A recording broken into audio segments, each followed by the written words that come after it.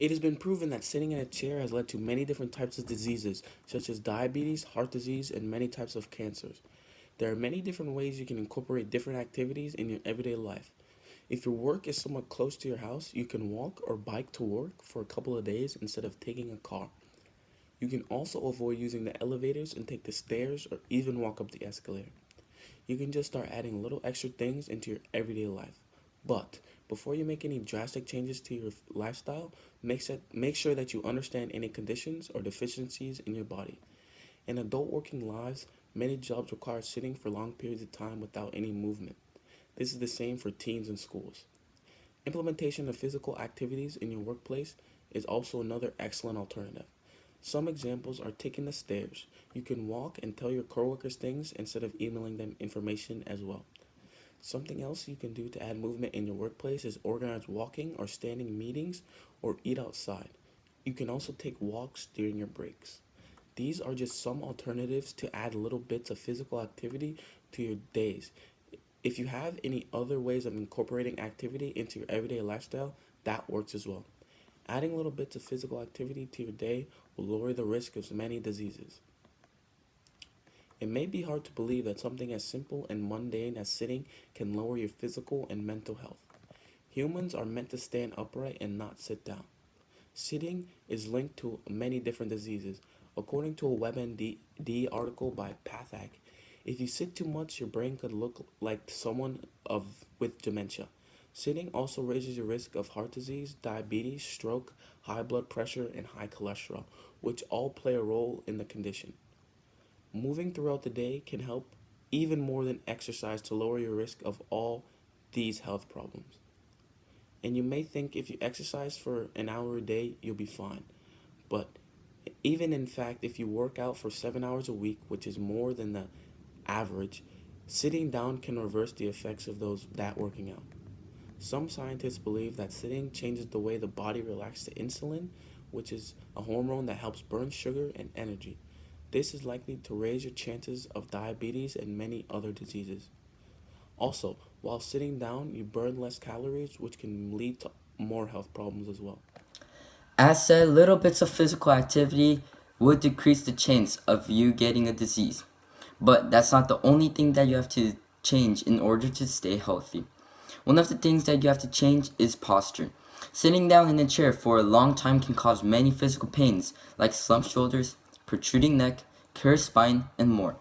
Most office workers and people who sits down suffers more pain around their lower back, shoulder, neck, and wrist than those individuals who are active. You might be wondering why bad posture gives pain and why is it bad for our body.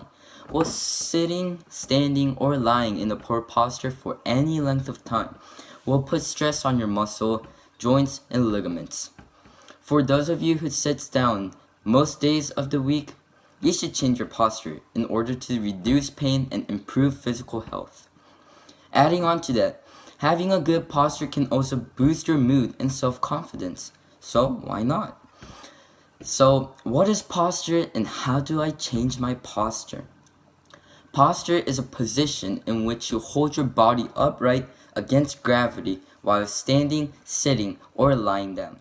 First, you should adjust the chair height so your feet are flat on the floor.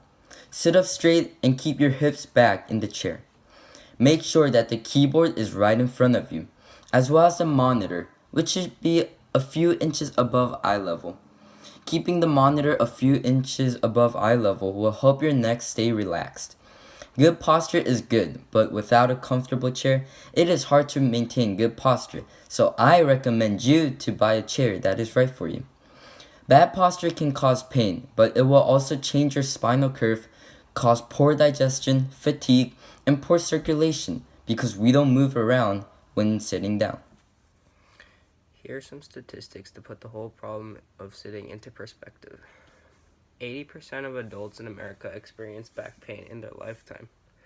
80%. That is a huge amount of people that suffer when it can all be fixed by simple fixes to your daily life. Men and women are equally affected by back pain.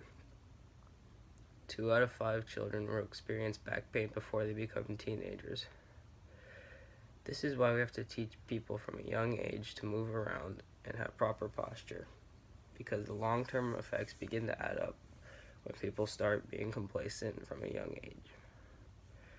Back pain is the third most common disease for doctor visits. We live in a world where cancer, heart disease, broken bones, and even something as simple as the common cold affects millions of people every single day. Yet still, back pain is the third most common reason for doctor visits. It trails only heart disease and lung disease. Lower back pain costs Americans $50 billion each year. Obviously, this is a huge amount of money, and it could all be lessened if we make greater efforts to think about how we are sitting and what we are doing throughout the day. Here is a graph that shows the increase in cases of back pain in two major age groups over the past few years. For both age groups, there is an increase in the percentage of back pain cases, and this is evidence of the harmful effects of our modern, technology-oriented, sedentary lifestyles. We are meant to stand upright. Blood flow, bowel function, and bone strength are all negatively affected by sitting or lying down excessively. However, recent studies say that an hour or more of slightly intense exercise per day is able to prevent the negative effects of long periods of sitting. Excessive sitting has been observed to increase chances of cancer, heart disease due to less free blood flow, diabetes due to increased insulin resistance and sugar buildup in the body, blood clotting in major veins for the same reason as heart disease, and of course, stiff neck and shoulders and back. Sitting for long periods can lead to the weakening of major leg and gluteal muscle groups. These are very important for stabilization while walking. With this problem, people are more prone to falling, strains, and other injuries while walking, running, etc. Sitting also degrades your hip flexors, which leads to pain in the hips from rubbing and lack of support of your body. Your seating position and posture can also cause compression of the discs of your spine and therefore cause chronic back pain. So, to wrap things up, what have we learned? Well, you've learned that sitting can do a lot more harm than you might have originally thought. Ranging from diabetes to cancer, the negative effects of sitting for too long are felt not only short-term in the form of stiffness and fatigue, but long-term as well as in the form of chronic pain, heart disease, etc. So what can we do to not suffer this fate? Look for every way to keep yourself moving and active, because when you get stuck in a cycle of constantly sitting around all day, it's hard to get out of it.